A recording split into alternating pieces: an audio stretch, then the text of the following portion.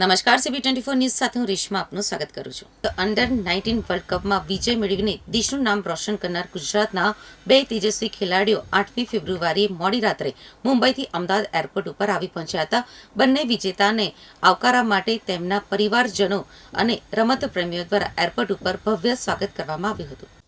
અંડર-19 world કપમાં વિજય મેળવીને દેશનું નામ રોશન કરનાર ગુજરાતના બે તેજસ્વી ખેલાડીઓ વેદાંત ત્રિવેદી અને ખિલન પટેલ અમદાવાદ એરપોર્ટ ઉપર મોડી રાત્રે આગમન થયું હતું.